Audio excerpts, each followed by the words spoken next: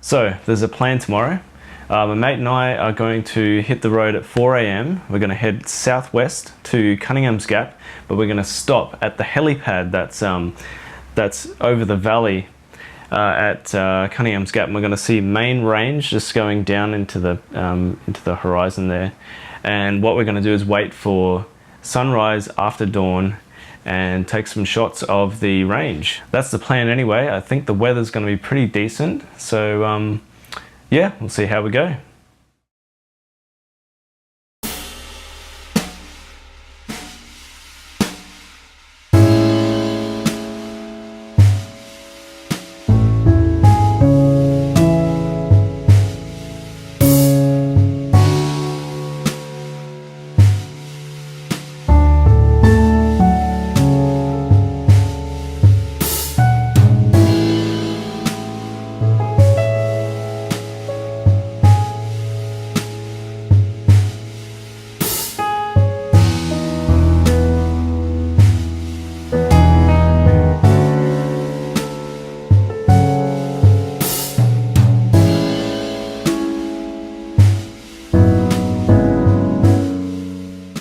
Okay, so we just arrived.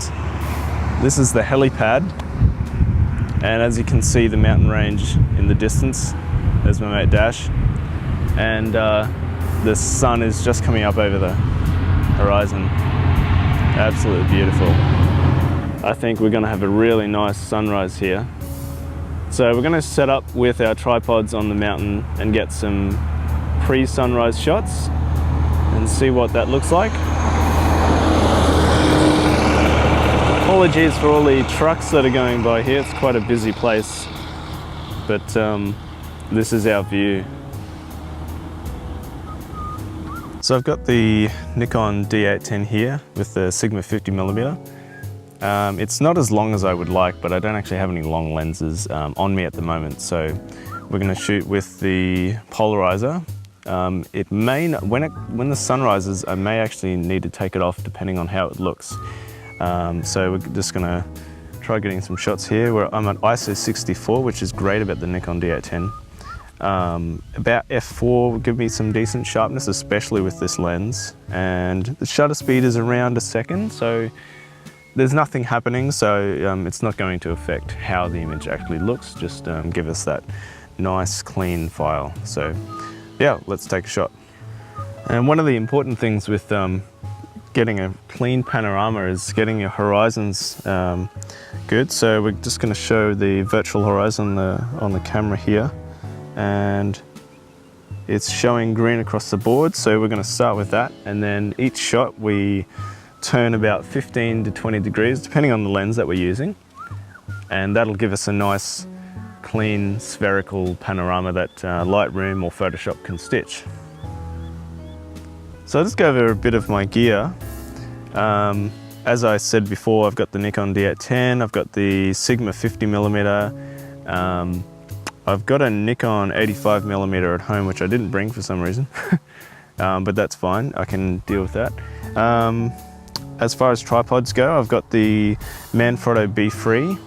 It's really nice and light. It's not actually a carbon fiber, but it has the locking angles here, and actually packs up to 40 centimeters, which is perfect for hiking and packing away in that bag or attaching it to the side.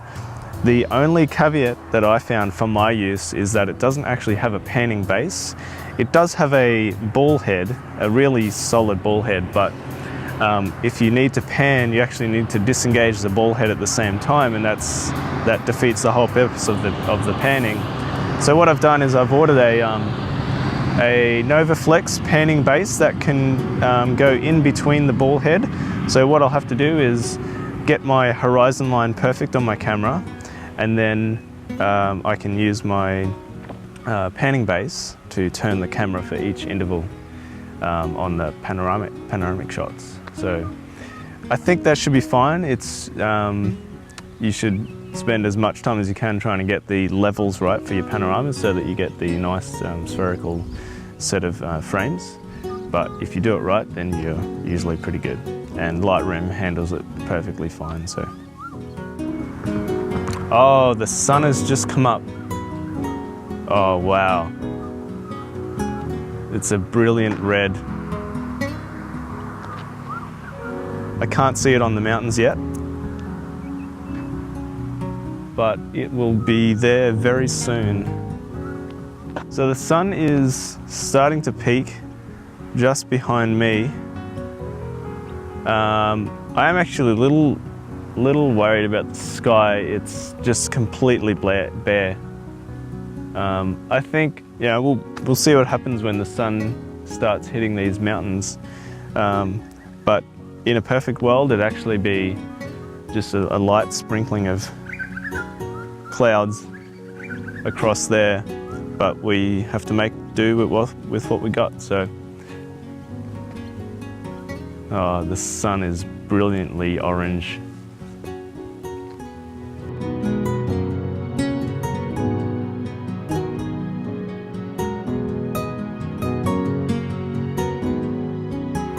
Ah, beautiful. The orange light is starting to hit these mountains, starting to illuminate them. We're getting a lot of shape now. Oh, wow. Yeah, oh wow, this is going quite quick. I'm gonna have to get my panoramic set up and take a few shots in a few minutes. Yeah, just beautiful.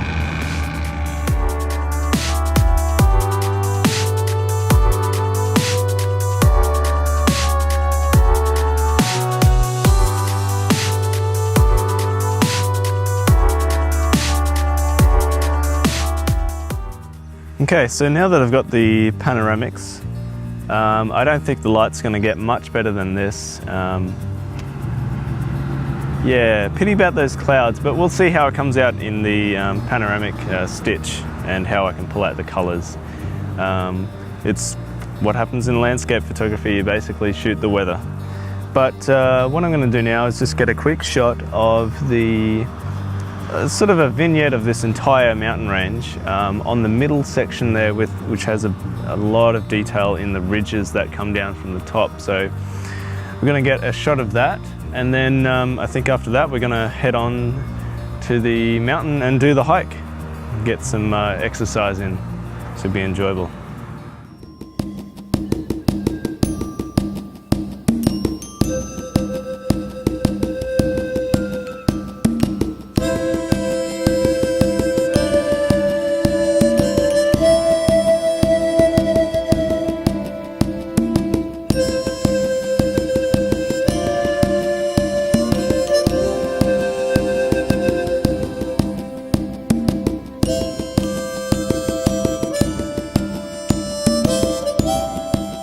This light is absolutely gorgeous.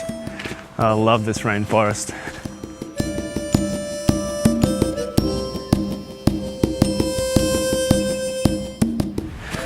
So in 3 weeks or so, on a Saturday I'm flying over to Christchurch and jumping in a car.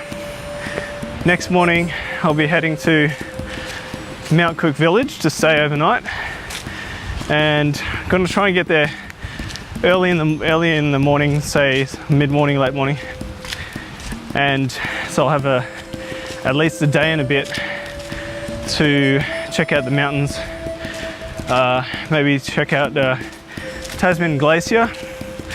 Hopefully it's sunrise. I'm not sure what I'll do for sunrise yet, but I'm sure it's going to be either rained in or absolutely stunning.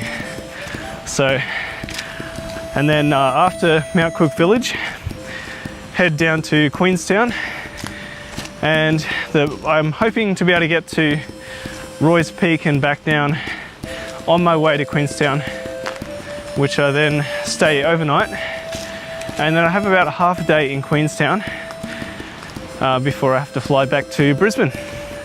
So this is the first time I'm going to New Zealand, and I am excited. I cannot wait.